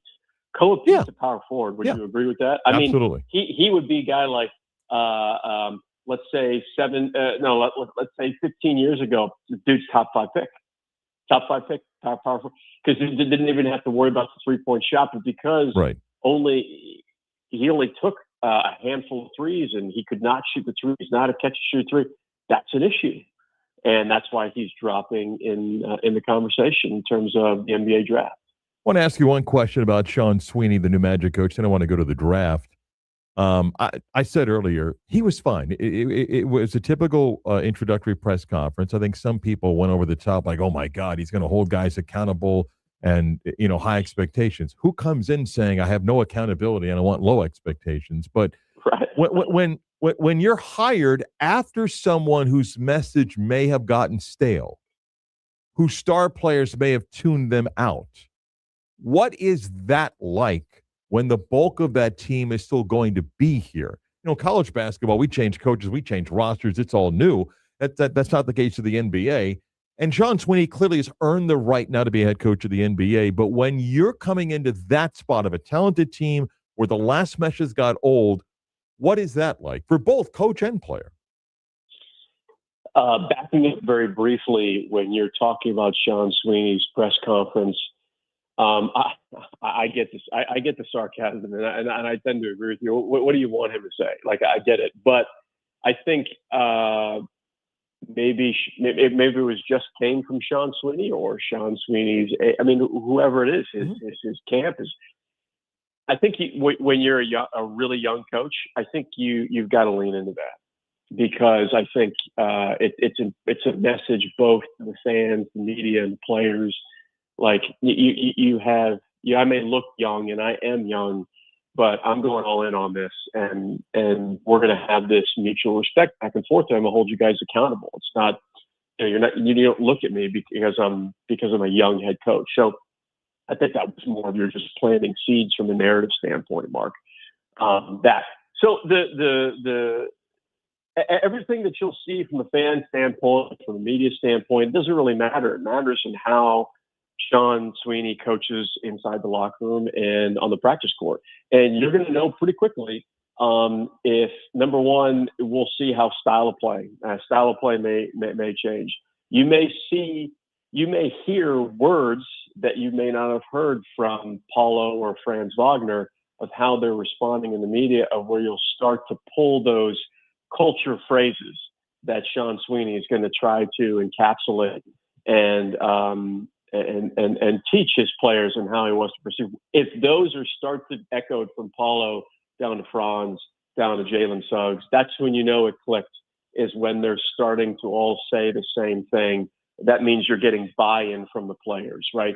You're getting those culture phrases, as sometimes people may roll their eyes and it's cliche, but that at least means the players are buying into the message that Coach Sweeney is actually is trying to get across. Tuesday night, you're in charge of the team that is the first pick of the draft, and it needs everything. You're taking who? AJ Devonta. Why? Yeah. So there are no issues in his game. I think if you point to the three-point shooting and that it could be better, yes, it could be better. But I think when you look at his form and you look at his work ethic and his overall body of work, it's great. He's going to step on the court because it's 6'10", Mark. Last season, he was fifth in the nation in pick and roll scoring efficiency at 6'10". He was also fourth in the nation in post-up scoring efficiency. He was the only player in college basketball to be top five. And then, in fact, I think he's the only player in the last 10 years, as far back that I've looked, that have been both in the top five in pick and roll scoring efficiency and post-up scoring efficiency. That's crazy. He's going to step on the court, and he should get 20 every other night. I think he's that skilled. I think he poses that much of a nightmare from a mismatch standpoint. I think Devonta's going to become the two-way version of Tracy McGrady. I think he's that good. Who's the under-the-radar player? And that can still be somebody drafted in the top 15 that 3 to 5 years from now we're going to go, boy, did other teams miss on that player. Cameron Carr out of Baylor. I wasn't so I wondered why Baylor didn't win enough games this past season because they had two really, really, really good pieces. Just goes to show you how tough the Big 12 is. But Cameron Carr is going to get picked. There's even conversations now that Cameron Carr could go as high as 11 or 12, which could completely change everything. They didn't win more games because the other guy didn't play well. Tunde Yesufu. Yeah, I get that. Yeah. But Cameron Carr has that highlight reel athletic package, number one. Number two, he's a very good three-point shooter. Number three, his best scoring is off the ball. He dropped. It's a one game sample size. I understand that, but at the combine, he dropped 30 points, about 8-9 rebounds, had a couple blocks, 5 or 6 assists, and a couple steals. And his agent was like, "We're shutting it down," because he looked like the best player on the floor with lottery picks on the floor by far. I had always felt that he is a very underrated scorer, underappreciated player. And I think whoever gets him, you're going to get one of those guys that's going to be in the league for 10 to 12 years and producing at a very high level. Acuff, Wagler, Berries, Fleming. Rank them. Acuff, one. You said so. Acuff, I would say Acuff, one. Wagler, 2. Fleming's 3. Berries, 4. Why? Yeah, I would do that. So I've got Berries last, and a lot of people feel like that's ridiculous, and it's not because I dislike him. He should be a lottery pick. Berries is going to be in the NBA for a long time. I think his game doesn't pop in the way he doesn't have one particular thing that he's elite at. Flemings, Acuff, Wagler all have one thing that they're elite at. I'm saying that to also say that Burns is going to be in the league for a long time and could be a starter in his second year. Fleming's has the elite speed and motor that you just can't teach. And that's number one. So that would be for Fleming's. And Fleming can do all the stuff that Burris can do. Wagler has elite shooting, on-the-ball shooting, Steph Curry-like on-the-ball release and quick and rhythmic form, and you can't teach that, and that's elite. And he has that way above what Burris does. Burris has way more toughness defensively, but Burris wins on the elite category. And Acuff is the best scorer at all four guards by far. He is absolutely going to, I think, take the NBA by storm. And he's going to have games to where he may be a must-watch guy.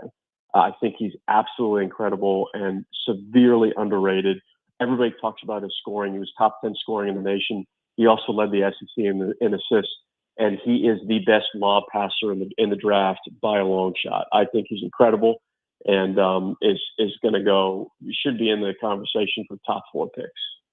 We end with 6 quick questions for Mike O'Donnell. You ready? I'm ready. Better father, Frank Costanza, Morty Seinfeld? Morty. Really? Yeah. Huh. Interesting. Yeah. Far more supportive. Far more supportive. Yeah. Yeah. Yeah. Yeah. A lot more positive, more supportive. You can go to him about anything. He may go off on a tangent, but you can't go to Frank Costanza about anything. He's got a lot of problem with you people. He's just going to run you right out of the house. Yeah, Morty's far more supportive father. Better babysitter, Elaine or Kramer?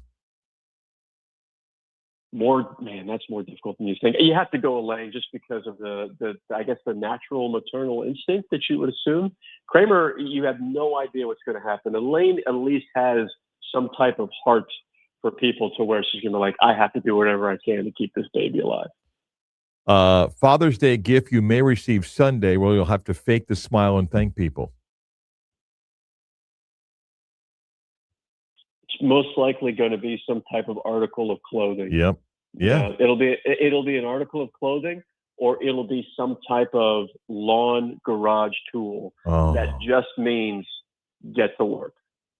Did you ever get the shirt that you're like, I wouldn't pick this out among a million shirts? You're like, thank you. And you're like, how deep can I bury this in the closet where the giver will never even ask?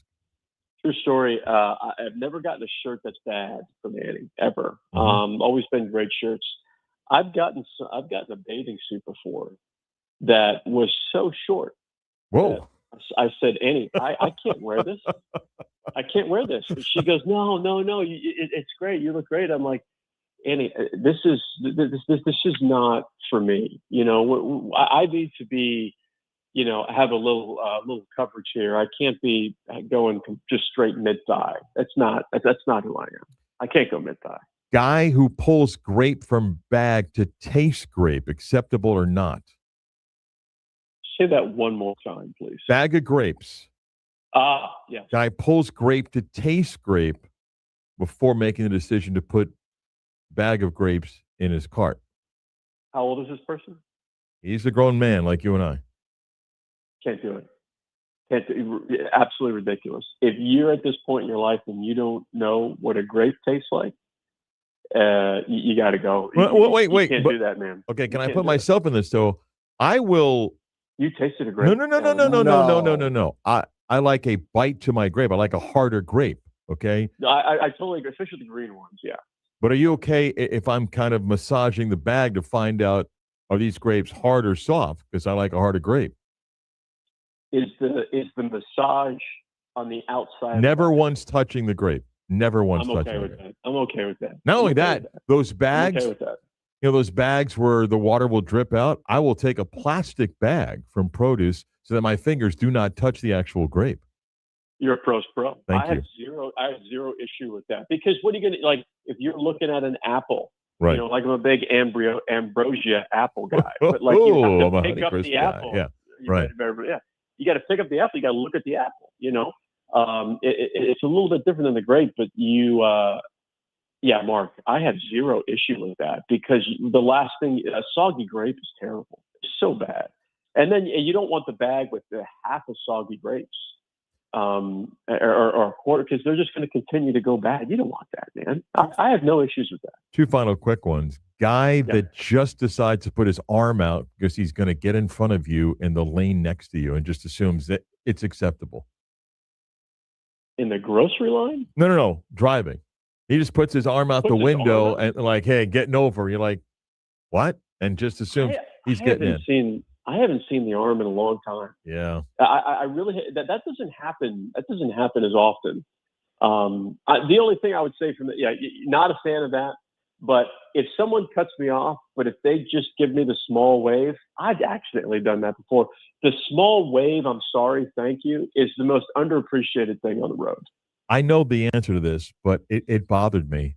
I don't have a problem with the person that sneaks 13 items in the express lane and the total bill is like, $34. Then wait. Then the guy that had 10 items for $115 the other day in front of me. For some reason, I was ticked off at him. Wow, because you're a price guy. Yeah, it just bothered me because I'm just thinking express lane got a couple of items you're getting in, getting out. $8, $12, maybe $24. This guy had 10 items. He had like steak, cat litter, a big bag of like cat food, and other expensive items, and for some reason, the total amount bothered me, like not in the express lane.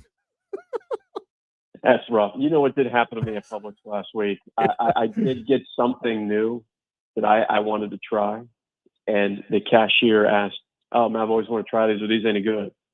And I don't really like conversation in those moments. I don't either. Said, I haven't tried it yet. He goes, "Oh, man. Yeah. And it looks awesome. Can you let me know?" Yeah, the best would be if you went back 2 hours later and go, hey, remember me? It was terrible. I'm not exchanging cell phone numbers, number one. Yeah. Am I supposed to go back and then find this guy? 2 hours later. Like, hey, just 2 hours later. Yeah. Yeah. No, I knew it's like when I buy cat food. I literally go, hey, yeah, man, no problem. I'll definitely let you know. What am I supposed to do? Yeah. But now I feel like I lied to a guy. I don't want to lie. I'm not a liar. It's like when I buy It's a cat tough food situation. and they go, you got a cat?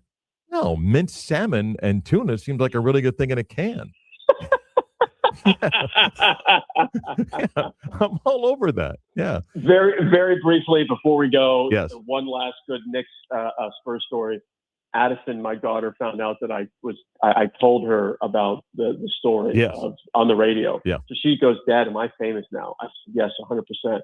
But then she got nervous. She goes, "Do you think Wembanyama is listening to the radio too?" Yeah. I said, I don't know, maybe.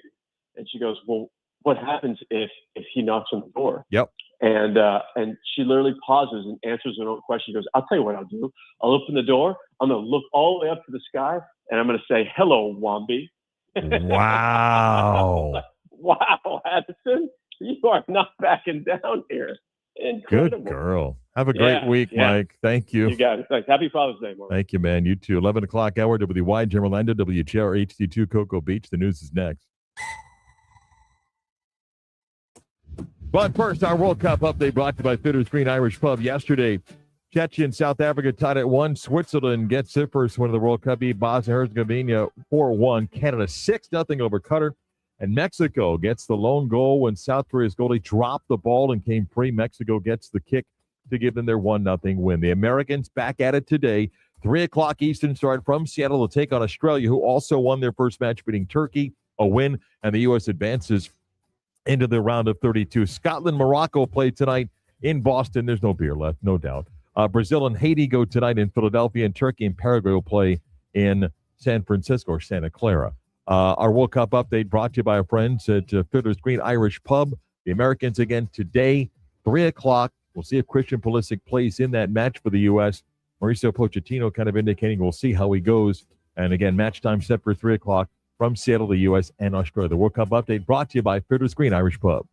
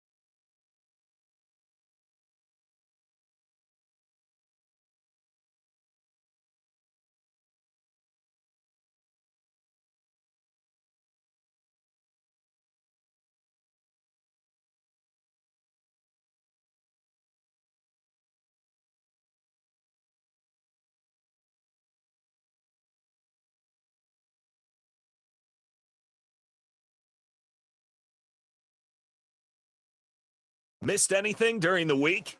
What? We've got you covered. Yeah! Here we go! Let's take a look back at the week that was.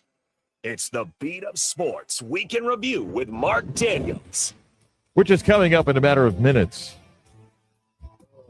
Don't worry about it. We got it. Hold on. I got it. I got to make it quick. Here we go. Hold on. Let's There we really go. do the news. Yes. Now it is time to do the news. But now it's time for the news. All right, the U.S. Open, they finished up round one into round number two right now. Wyndham Clark shot a 6 under 64. He's won over today 5 under through 11 holes. He's got a 3-shot lead over a number of golfers that includes Matthew Fitzpatrick, Dustin Johnson, Xander Schauffele. A number of golfers at 1 under par, Colin Morikawa, Justin Thomas, Justin Rose. Rory McIlroy tees off at 2 o'clock today. Wyndham Clark was insane. Shot 64. Unbelievable round for him. That's the update. There, mentioned the U.S. Soccer team will play Australia today at 3 o'clock. For the Americans, a win, even a point today, and the likely advance. We'll see if Christian Pulisic will play for them this afternoon in World Cup. Again, that's in Seattle. By the way, get-in price, I just checked. Get-in price is $1,800 for the match today in Seattle. $1,800. Yeah. And it's going to be a sold-out stadium. It is sold out. Yeah. This is secondary market. Yeah. Yeah, secondary market stuff. All right, I went too long with Mike O'Donnell. We'll come back. We'll get to the weekend review, I promise, next.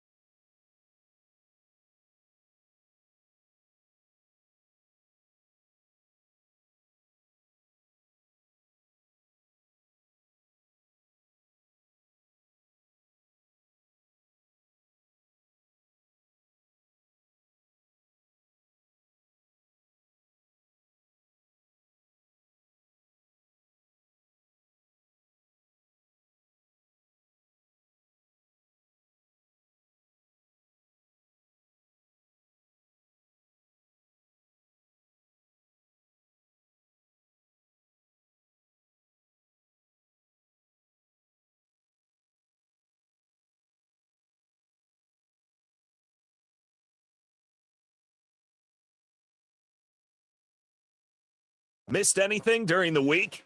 What? We've got you covered. Yeah! Here we go! Let's take a look back at the week that was. It's the Beat of Sports Week in Review with Marc Daniels. Look back at the week that was, and on Monday's program, we're talking about the hero villain of the NBA Finals of Brunson and Wemby, and do we always need to have that? Sometimes in movies, I think you have to. In a good book, you need a hero and a villain. And sometimes in sports, you get a hero and a villain. And I feel as if we've concluded this NBA Finals. Jalen Brunson is a hero, and Victor Wembanyama has become a villain. And I say we're killing the bridge, and I'm trying to take my Nick-colored glasses off here. I'm going to chalk this up as a young, talented player that has greatness in his future that handled this poorly. And I said earlier, poorly in three ways. One, he wasn't good at times when he needed to be good. He wasn't. Two, then poorly, I think, in the way he conducted himself on the court at times. And then two, how he conducted himself off the court at some of these press conferences. And maybe in 5 years, when he gets to hold that trophy, if he does, he'll look back and he'll see the difference, whether he talks about it publicly or not. I don't think he comes out of this with a great image. I don't think people will forever look at him like this. I think it's more of a case of a 22-year-old that experiences for the first time with a young team. And the other side of it is, as much as I get why people hate everything about New York sports fans or New York itself, Brunson is very difficult to not like because we like the little guy. Tuesday's show, a special visit by Richard Heller, sports law expert, as all that Brendan Sorsby stuff went down. I asked him if the Big 12's lawsuit to Texas Tech and what happened, is it set precedent, and if it does, why? Is it a precedent? I'm going to say no. I think that it is a cautionary tale moving forward. I think that what it shows is that collectively these conferences are extremely strong. And as we move forward in trying to redefine a framework of what the NCAA and this conference partnership looks like, the conferences have gained a lot of leverage in that discussion moving forward as a result of what's happened in the last 24 hours. And so I do think there's a framework moving forward where the NCAA and the conferences can continue to peacefully exist. But in that framework, the conferences now, I believe, have a little bit of upper hand based on what we've seen. Wednesday show, Keith Smith by for his weekly basketball visit. I asked him if the Magic are a team that might be in the Giannis sweepstake. Where it falls short for the Magic is they don't have any draft capital because it all gets traded for Desmond Bane. And that's not a criticism. That's just a reality of where they're at. So I think it's probably very likely that the Magic have looked into it just like the other 28 teams that don't have Giannis Antetokounmpo have looked into it. I think everybody is at some point. All right, Giannis is very clearly available. So we're going to, call and see what does it take. I think the reported offer that we've seen from the Heat, I think teams are looking at and saying, well, geez, that's not all that great. We can probably beat that. And I think there's a handful of teams that are looking into that. And Orlando may be one of them. But the question then becomes is, they've spent so long building around this team. Do they want to go that direction? That's where it gets, really, really tricky for the Magic is you're going to have to break up a big part of it. And you're only doing it if Giannis says, yes, I will re-sign in Orlando long term because they are nowhere near close enough to make a Raptors 1 year kind of move. Wait a minute. You chose that clip that had an email come in. I did.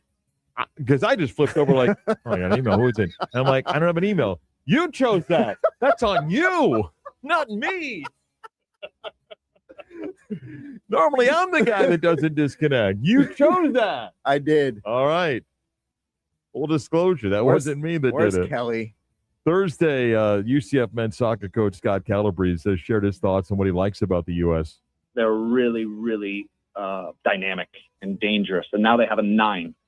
And maybe he's not quite the same level as the 9s that we just talked about, but he's maybe that next level down. So you're going to get this, you can turn domination into results. And so I really like that attacking group. I really like the midfield group. I think there's depth in that group. as well, because you saw Reyna come on and make a difference, Berhalter come on and make a difference.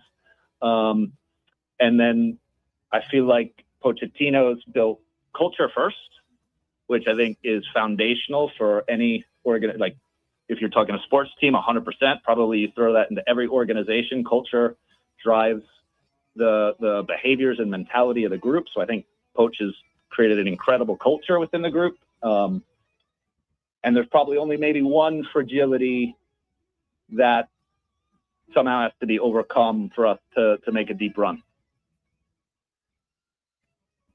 That's our week in review. Stud of the week. Mark, if you'd allow me, I'd like to have two studs this week. Yes. First one, happy Father's Day to all the dads. All the dads that stuck around, you didn't bail, your help raising your kids, daughter, son, adopted kid, step kid, whatever it is. Happy Father's Day to all the dads. They deserve a stud of the week. And how about the Scottish? To drink a town completely dry of beer? Good for them. I need to party up with some Scottish people. Drink the beer. Love it. Okay. And if they win tonight, oh my God. There is only one person for the stud of the week. If I can play it. Some point. Castle, the floater's up and good. Jalen Brunson with another answer. Was that just for Dwayne, or we can't talk I about don't it? think we can either, but it was mainly for Dwayne. Brunson highlight. 8 seconds. By the way, you know what the second clip was from? The first clip was in the NBA Final. The second, NBA Cup with a double. What are we doing? Leave me alone. What are we doing? Leave me Mark? alone. What are we doing? No, Jalen Brunson's a stud of the week. I don't need to add anything more, right? No, I mean, I thought you were going to go the entire Knicks team. No. And he was the ultimate class yesterday too. He did drop the one S word, but he was great. He cool, calm, Cool, calm, and collected. Yeah, man. He's the man. Is he going to get a statue now? A statue? What? Out in front of MSG? We don't do. Stud of the week. FIFA. We all know what the hydration break means. It's ads, because that's all we do now. YouTube used to be able to watch videos. Now you get ads. Amazon Prime used to be able to watch videos. Now you get ads. And if you don't want ads, you got to pay even more money. Can we, for once, stop gouging the consumer for everything? What are you gouged? I don't need. What do you care? If I'm going to watch soccer. But you're not paying to watch that game today. You're not getting gouged. With ads, I am. No, you're not. I'd like to watch a continuation, because that's what soccer is, a continuation. Now we got to take breaks? Oh, are you kidding? The American football guy, where sometimes the TV format is after the extra point, we go to the commercial break, then a kickoff, come back for the kickoff, then another the commercial. You're going to complain about the hydration break? I can't stand You're that gonna either. complain about that? I can't stand that either. Don't give me that. Can I have two? Yes. All right. The first is Ron Slavin, the attorney for Brendan Sorsby. The people I feel worse for, besides Brendan, is Texas Tech, and I know they might have, I think where they messed up was they talked too much.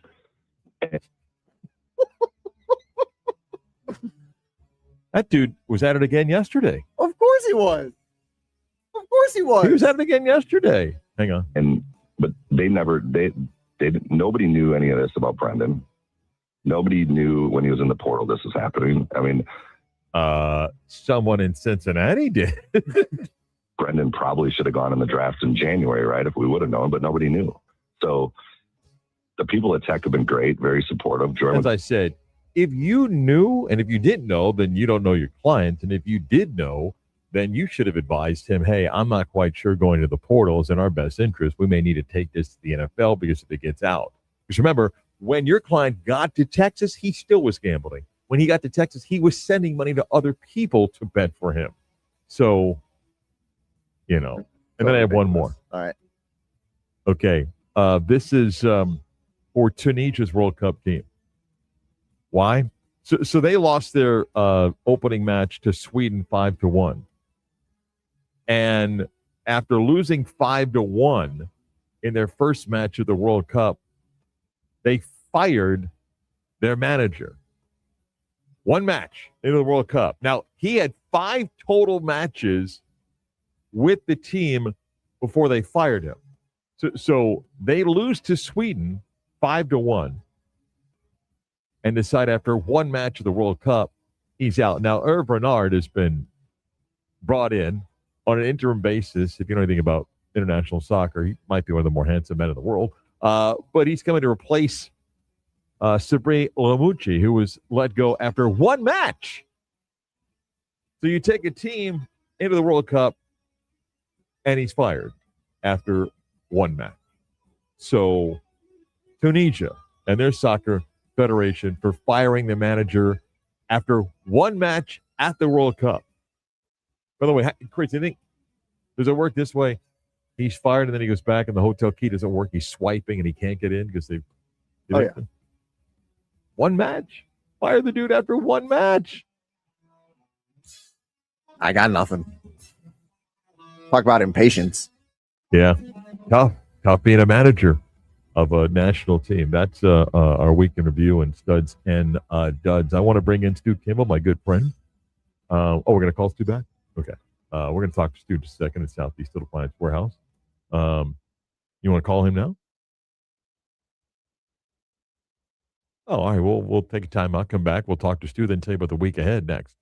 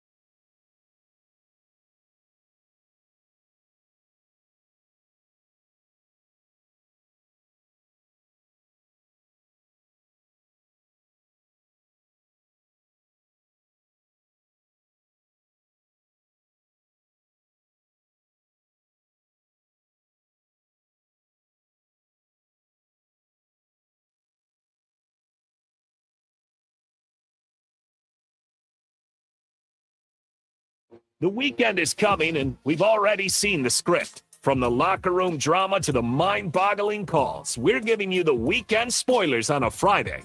Here's what will we be talking about Monday. Hold that thought. I'm going to get to it in a second about what we're talking about on Monday. But first, I want to talk to my good friend, Stu Kimball at Southeast Steel Appliance Warehouse, one of our great partners, and we always ask you to support those that support us. So let me get Stu on here. Stu, good morning, my friend. How are you? Hey, Stu. I'm doing well, thank you. Happy Father's Day. Thank you. Same to you. What's more impressive, Stu? The Knicks finally won a championship in 53 years, or the Scots have drank all the beer in Boston? Definitely the Scots.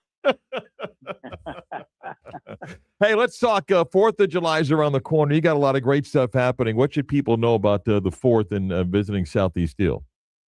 Well, we're getting all set up. We're going to have some good deals on the appliances. One of the best things, we just got an authorization. We're going to offer a second-year extended warranty on most of the qualifying appliances at no charge. So that's something real special.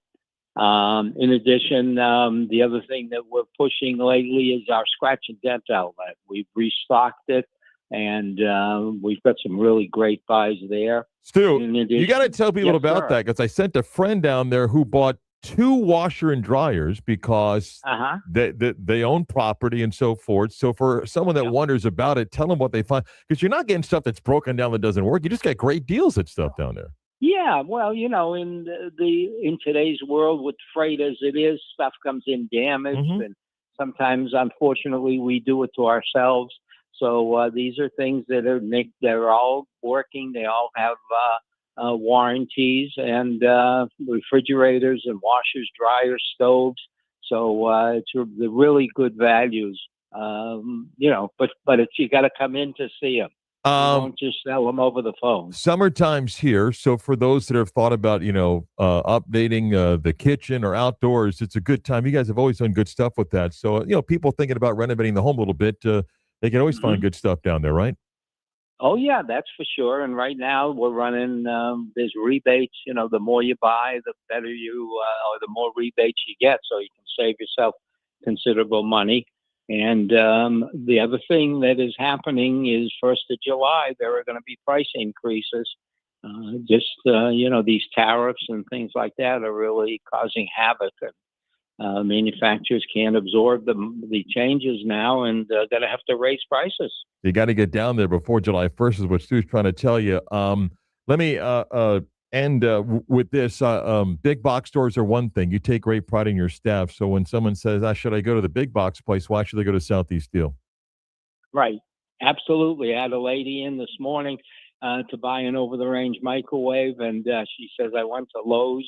I had a terrible experience. So from now on, I don't go shopping anywhere else. Just come to Southeast Steel, where you get the best deal. Stu, have a great Father's Day. I always appreciate our time. We'll catch up again soon. Okay, take care now. That's Stu from Southeast Steel Appliance Warehouse. Like the nicest guy in the world. Bought my refrigerator from them. He's the best. All right, what we're talking about Monday. An American wins the U.S. Open. That's not really on the limb, is it? I don't think so. No. I'm going to be wrong, because I think I'm going to be wrong. Early in the week, I said +2 be the winning score. Now, this course may come back and bite people. I think the winning score, and right now Wyndham Clark sits at, what is he at now? Update this. He's at 6 under. I'm still going to say the winning score, now I'm going to say it's going to be probably 2 under. I think the course is going to eat some of these golfers up over the weekend, so I'll say 2 under. Chris, on Monday, we're going to talk about the U.S. qualifying for the round of 32. And I hope I'm wrong here. I think Pulisic does not play today, but I think the Americans still win today. I think the U.S. wins 2-1, which I said I think they win 2-1 against Paraguay. They won 4-1. I think they'll win 2-1 today. I don't think Pulisic plays. The win moves the Americans into the round of 32, so I like that coming for the U.S. here. Take that all day. I think by the time we gather on Monday, there'll be a ton of rumors about Giannis and players in the deal, and I think there's probably some wild card team that's out there. if he gets moved, it may be one of these crazy 3-team deals, even a 4-team deal where someone else is moving. And the NBA doesn't like anything to be headlines during the NBA Finals. Why the whole Magic thing, the Magic had to work with the league about when they were talking to Sean Sweeney because they don't like that stuff out there. I don't forget clarity, but I do think we may get heavy rumors about where Giannis may be going in the teams. And again, I think if Boston is offering Jaylen Brown, I don't think there's anything that Miami can do. I just don't think so. And here's another one for you. On Monday, I don't think there'll be a Game 3 of the College Baseball World Series Championship round. I think North Carolina wins. Games 1 and 2, which is Oklahoma's really, really hot right now. They use 3 freshman starting pitchers. But I'll take Carolina to win games 1 and 2 and not have a Game 3 in the College World Series, which I'd love to watch. How likely are we to get more from either Cody Campbell, Texas Tech, Brendan Thorpe's agent? I don't know. I think the Texas Tech stuff is going to begin to really quiet down. If anything, you'll hear from some of their fans and media that are still jawing out there. The next big time you're going to hear that, I'm going to be there for Big 12 Media Days. They go the same day as UCF. I don't know when, like, Scott goes and when Joey McGuire goes. And I think you agree. There's a 100% chance Cody Campbell's walking Radio Row. Yes. Right? 100%. Because he's going to want to try to tell the story. Mm-hmm. And some of these people I've met the last 3 years, they become good friends. There's enough people that will buy whatever the story is that, plus Cody Campbell is very much involved in pushing the Protect College Sports Act, which again, I think is still going to get stuck. It passed the Senate committee yesterday. I don't know if it gets 60 votes in the Senate, and I don't think it would pass in the House today. It would have a long way to go, but Campbell is pushing for that. So he's not going away anytime soon. He's going to stay at the forefront of that fight in college sports. And on the Texas Tech side, I do think a lot of that settles down. Sorsby's got a pro day on July the 10th. So I think that football side begins to become who takes him and where does he go, the supplemental draft. Again, it's different than the NFL draft. It's 3 categories based on how many wins you got. Then it's basically a lottery within that, and then you're giving up a future pick. That's how all that stuff works. Maybe it'll be a Cowboy. Stop it. Why not? Stop it. Jerry's been known to gamble before. That's for sure. Ayo. Cheesy joke time. We already did the dad joke. Let's talk to Kurt from Maxine's on Shine. Good day, sir. Happy Father's Day. Well, I thank you kindly, my brother. I'm feeling pretty happy today, and a very happy Father's Day to you and Chris as well. Nice. And all the dads listening out there. And everybody that's got dads that's listening out there. Yeah. It is. Yeah, it's it's time to good vibes celebrate. throughout the week. Yeah. How are you doing, man? What's going on? I know it's a busy time. We got Bite 30 happening. We got Father's Day coming up here. What's happening? Yeah, we sure do. Yeah, so this weekend, fantastic week, Mark. And again, thank you everybody that's been coming out and coming to see us for Bite 30. We continue to hear, and we love to prove it with every plate that we put out. Best dadgum menu, to coin a little Bobby Bowden there. Always got to be able to get a little Bobby Bowden in there. Best dadgum menu in town for Bite 30. It is going on, folks. If you haven't had a chance to enjoy this, we always like to say the foodie staycation is in full effect. So if you ain't getting out of town and you're like, man, I just want to do something nice for myself, but beaches are too busy or, too much for gas prices, that kind of stuff. But I want to do something nice and get myself a great meal. Bite 30 is just for you. Mark, people are really enjoying the 3-course meal, $38 a person, about 30% off the regular price of the menu there. And chef has worked really hard to work out and negotiate some great deals. The items are absolutely fantastic. Highlighted our fresh catch this week. It's caught just outside of the Gulf Stream, swordfish right now. Let me tell you, brother, this stuff is always looking so super delicious. We always get in our fish very fresh. We always say we're fully vetted, that we're freshly and locally netted, everybody. Yeah, so we got that going on. About 3 days after that thing's caught, it's in our restaurant. Chef is cutting it up. Beautiful little steak, going to be moist, Still very muscular with that. This week, we're going to do a lemon caper beurre blanc sauce over top of that. So a little white wine, butter, caper. So got a little bit of saltiness that's going to kick on with it. Going to do a sweet potato mash underneath that.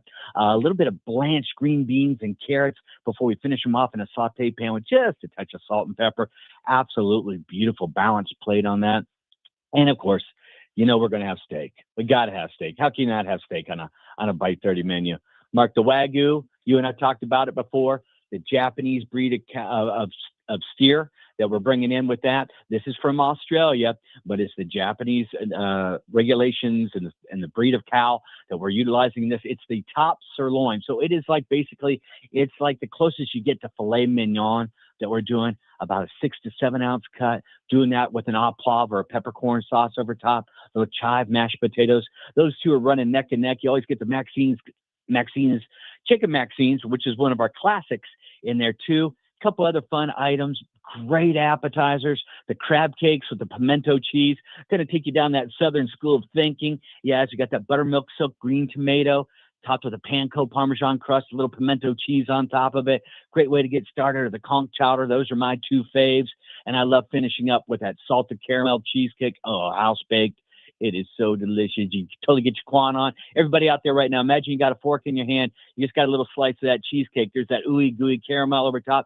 Go ahead and put that in your mouth. Now you're just going to let it set on your tongue, and you're going to slowly press against the roof of your mouth and go, get your own on. Dude, it's a family show. Yeah. Settle down over there. My God. I'm trying. I'm sorry, Mark. I get caught up in that. Yeah, sorry, kids, for listening to that. So you get that going on. You're going to have a wonderful time with it. Great beers, great wines, awesome cocktails.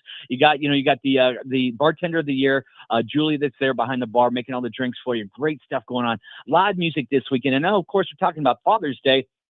Now, look, y'all, maybe Dad just wants to take a nap on Sunday. And he goes, how about if you take me out when it isn't so crazy and crowded? Well, guess what? You come see us on Saturday for brunch, or you come see us Saturday night for Bite 30. We got live music going on tomorrow. Tomorrow morning, Johnny Diggs, the Lounge Diggers, going to be playing some great keyboards. Loves to be interactive and fun and playful with everybody in the audience. At night, Justin Kangerga's on stage. Great old school, like 1970s, 1980s kind of rock, folk, mixes it in all the way up through current stuff. Totally amazing guitar player. So if you want to take Dad out for something a little bit different, rather than just Sunday, come see us on Saturday. But if you do want to get in on Sunday, you need to go online right now to Maxine'sOnShine.com. Right there on the homepage, click on Open Table and get on the wait list. It's also International Make Music Day. So we've got 5 bands that are playing. We're doing barbecue outside along with a brunch. We are pretty much packed, but go ahead and get your names in. 45 anytime seconds. that anybody cancels out, we will reach out and we will give you a call back. We'd love to have you in for that. So don't forget, Bite 30 going on Wednesday through Saturday nights from 5 p.m. to 9 p.m. 3-course, $38 a person, and about a 30% savings. We got Rejuvenation Brunch going on the weekend, live entertainment. Don't forget July 4th, Maxine's birthday bash. You're going to Lake Eola for the fireworks. We're going to talk about that next week and everything that we got going on. Barbecue, going to be an awesome time for everyone. Go to Maxine'sOnShine.com. You can check out the menus, make your reservations, look at our calendar of events that's going on. And if you want, also give us a call, 407-674-6841. Maxine and I look forward to seeing you soon. Again, happy Father's Day to everybody out there. Peace and love to everybody. Cheers. Thank you, sir. Put a wrap on the week next.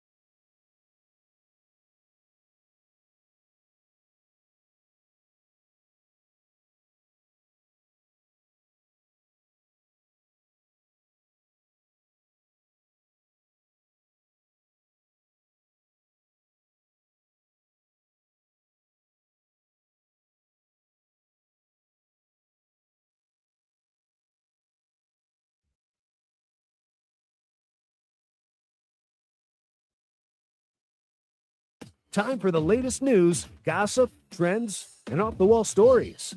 Trends. That's the craziest thing I ever heard. I don't get the funny part of this guy at all.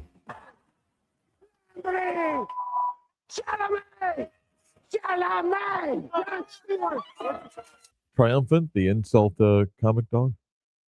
Huh? You know, yeah, you know who Triumph is. The guy that holds like a puppet of a dog with a cigar. Yeah, come on, laugh along. Then you got European soccer fans trying American food. This guy's eating a lobster roll. The camera, I'm going to try this now. This is my first New England lobster roll from the coast. Excited to try it. This is a hot lobster roll with butter. I know you can have it cold as well. All right, everybody's got everything now. It's great. No, it's fine. Oh my God, that is good. He goes on to say it changed his life. He's never tasted anything so good. I love these videos of the fans that are coming here. That ends the week for us. Chris, enjoy your bachelor life, but you're working all weekend. I will be at Avalon tonight and tomorrow. At Bowegan. Bobby will be back with us next week. Yes. And then I will be working at Castleberry, the newly renovated. Food is now out at the Castleberry location. Some great stuff. Good deal. We always end the week telling you do something kind for someone who doesn't expect it. They'll appreciate it. You'll feel good about yourself. It's easy to be kind. Okay. Have a great weekend. We're back at it on Monday for the Beat of Sports.